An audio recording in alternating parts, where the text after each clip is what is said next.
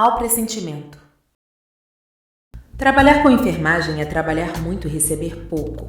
Você sente isso mais intensamente quando sai de um turno duplo no meio da noite. Todos os cheiros se agarram ao interior do seu nariz até você ficar convencido de que não esfregou bem as mãos e sabe que você só tem algumas preciosas horas de sono antes de acordar e começar tudo de novo. Era meia-noite passada quando me arrastei para fora do hospital até meu carro. Joguei minha bolsa antes de mim e, ao invés de aterrissar no banco do passageiro, ela bateu de lado e caiu. Seu conteúdo caiu livremente pelo chão. Meu celular, meus chicletes, minha carteira, tudo espalhado e perdido no escuro. Parecia um final adequado para o dia que eu tinha tido. Eu procuraria tudo mais tarde, só queria chegar em casa. Depois de colocar o cinto rapidamente, estava dirigindo pelas estradas quase desertas. Eu estava morando com meus pais enquanto economizava para ter o meu próprio lar, o que certamente tinha vantagens, como o prato de janta que minha mãe sempre deixava prontinho na geladeira para mim. Nada como um banho quente e um pouco de lasanha caseira para melhorar as coisas. Eu estava em um trecho calmo da Holland Street cantarolando Phil Collins quando meu carro foi invadido por luzes azuis e vermelhas. Uma olhada no espelho retrovisor revelou o contorno escuro de um carro sob luzes piscantes. Nenhuma sirene, no entanto. Provavelmente seriam desnecessariamente barulhentas àquela hora da noite. Merda, murmurei. Não achei que estava dirigindo tão rápido. E até onde eu sabia, todas as minhas luzes estavam funcionando. Por que mais estaria sendo parada? Era só o que faltava, pensei, com um sorriso exaustivamente debochado e não característico, enquanto eu parava o carro no acostamento. A viatura parou atrás de mim. Desliguei a música e abri a janela antes de colocar minhas mãos de volta no volante. A noite estava quieta e pacífica ao nosso redor. Sorria, seja educada e vamos acabar logo com isso, falei para mim mesma. Vi a porta do motorista se abrir e um homem alto e corpulento saiu da viatura. Havia uma arrogância em seus passos quando se aproximou e eu cerrei meus dentes em meu melhor sorriso de enfermeira. Boa noite, senhor, falei. A primeira coisa que notei sobre ele quando parou ao lado do meu carro foi que usava óculos de sol. Era um detalhe pequeno, talvez um truque bobo, ou ele achava, incorretamente, que parecia legal. Mas isso me deixou um pouco desconfortável. Havia algo de errado em olhar para o meu próprio reflexo. Isso me deixou com um mau pressentimento. Boa noite, senhora, respondeu. Ele se encostou no meu carro com o braço apoiado no teto acima da minha janela. Você sabe por que eu te parei? Honestamente, não sei. Você estava zigue-zagueando por lá. Apontou para a estrada. Zigue-zagueando? Eu acho que não, eu disse, mantendo a minha calma. Eu sabia que estava cansada, mas não tanto que não pudesse dirigir. Tomo muito cuidado com esse tipo de coisa. Por favor, saia do carro. Isso é necessário? Eu não vou pedir de novo, senhora. Argumentar com o policial nunca era uma boa ideia.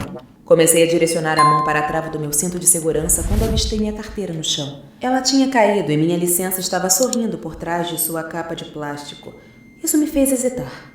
Ele não pediu para ver minha carteira de motorista, pensei. Nem o registro do carro. Ele nem perguntou meu nome. O mau pressentimento se enraizou profundamente no meu estômago e começou a se espalhar. Olhei de volta para ele, ainda de pé ao lado da minha porta, claramente ficando mais impaciente. Estava de uniforme e à primeira vista parecia normal. Distintivo, cinto, mas não tinha um rádio. Quantas vezes eu tinha visto os policiais que trabalhavam com segurança no hospital falando em seus ombros ou ouvindo aquele barulho chiado antes que pudessem abaixar o volume. Onde estava o rádio dele? Senhora, disse com firmeza, saia do carro. Antes que eu pudesse responder, ele colocou a mão pela minha janela e me agarrou pelos braços. Puxou, duro e rapidamente, tentando me arrancar para fora. Meu cinto de segurança me puxou de volta abruptamente, mantendo-me no lugar. E eu tentei afastá-lo, mas ele era maior e mais forte do que eu. Eu abri minha boca para gritar, mas na hora acertou um golpe desajeitado no meu queixo, me atordoando momentaneamente. Ele estava metade para dentro do meu carro, me prendendo ao meu lugar enquanto se esforçava para alcançar a trava do cinto de segurança. Tudo estava acontecendo tão rapidamente, tão silenciosamente. De repente, o silêncio foi quebrado por uma voz feminina. You are my sunshine, my only sunshine. Ela cantou docemente. You make me happy when skies are gray. O homem, assustado com o barulho, parou por um momento. Apenas o suficiente para eu soltar um braço, engatar o carro e meter o pé no acelerador. Ele deslizou para fora da janela com um grito. Observei-o cair no chão pelo espelho retrovisor, rolando algumas vezes e em seguida erguendo-se novamente. Correu na direção de seu carro e pulou para dentro. As luzes vermelhas e azuis não estavam mais piscando quando ele começou a me perseguir novamente. O toque da minha mãe. Uma gravação dela cantando a mesma música que ela usava para me consolar desde que eu era um bebezinho. Aquilo o tinha parado. Ela provavelmente estava ligando para ter certeza de que eu estava a caminho de casa. Ela nunca dormia até saber que eu tinha chegado em segurança. Engasguei com um soluço e me virei em uma curva selvagemente. Não podia correr o risco de me abaixar para pegar o celular. Estava indo rápido demais e o homem, o falso policial, estava bem atrás de mim. Estávamos correndo por uma estrada de floresta vazia e se eu batesse, ninguém estaria por perto para me ajudar. Meu carro balançou para frente quando ele bateu na traseira. Gritei e agarrei meu volante. A cada poucos segundos, meus olhos voavam em direção do espelho e eu pude vê-lo vindo de novo, desta vez um pouco mais para o lado. Ele estava se alinhando para me acertar uma segunda vez. Imagino que ele estava tentando me tirar da estrada ou me fazer girar. Acelerei mais.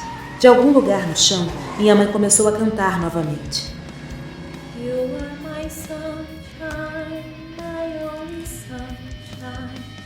You make me happy when skies are gray. You never know, dear, how much I love you. So please don't take my sunshine away. Ele deu uma batidinha na minha traseira, como se ele estivesse hesitante, testando. Talvez estivesse até preocupado que fosse se machucar se fizesse aquilo. Dei um berrinho e me balancei no banco como se isso fosse fazer meu Corolla de 10 anos ir mais rápido. Ao meu lado, a voz da mamãe continuava cantando. Estava fora de contexto, aquele tom suave e tão amoroso, mesmo enquanto o homem colidia comigo novamente. Meu carro estremeceu. O para-choque se deslocou um pouco. Estávamos chegando mais perto do meu bairro, algumas casas separadas por enormes terrenos. Os postes que marcavam a entrada da minha rua pareciam brilhar intensamente. Minha respiração pesada e irregular e o som do meu sangue pulsando encheram meus ouvidos. Eu podia sentir meus batimentos cardíacos pulsando no meu peito. Mãe, sussurrei. A palavra soava tão estranha na minha garganta apertada. Mãe. You are my sunshine. Sua voz continuou a se elevar suavemente da escuridão. My only sunshine. Nossos pneus berraram juntos quando entrávamos para o meu bairro. Minha casa ficava a apenas um quarteirão de distância. O pânico estava crescendo em mim. Ele bateu em mim de novo, desta vez com mais força, e meus pneus traseiros derraparam perigosamente. Segurei o volante com força para mantê-lo no curso. Outra curva, outra batida. Ele estava ficando mais agressivo. O metal rangia e gemia. Eu gritava. As luzes do lado de fora ainda estavam acesas, fazendo minha casa se destacar contra a noite. Eu estava tão perto. A última batida contra a parte de trás do meu carro foi cruel e dura. Perdi a entrada da minha garagem, girei, subi na calçada e parei no gramado da frente.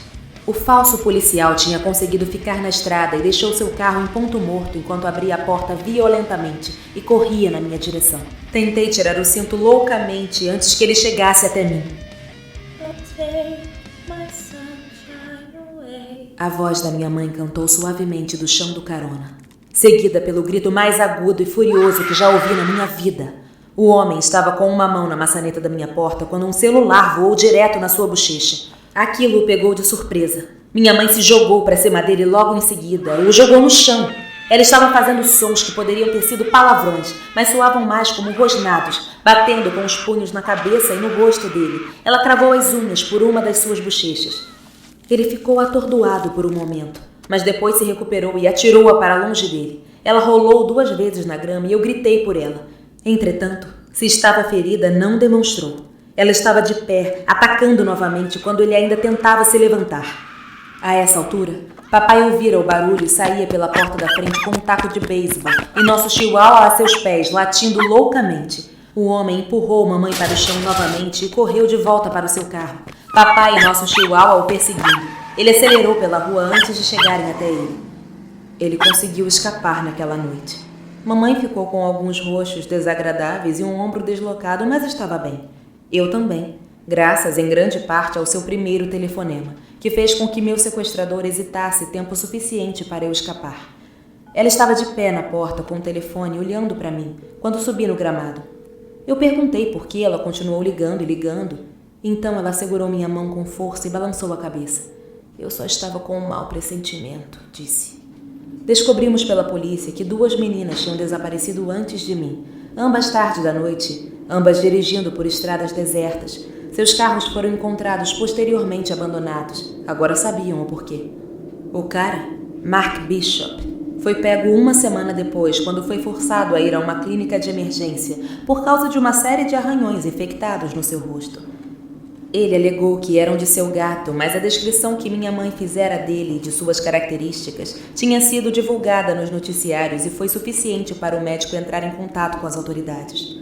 Como parte de um acordo para evitar a pena de morte, ele levou os policiais até um local no meio da floresta, onde eles recuperaram os corpos de Trisha Moore e Candice Waterman.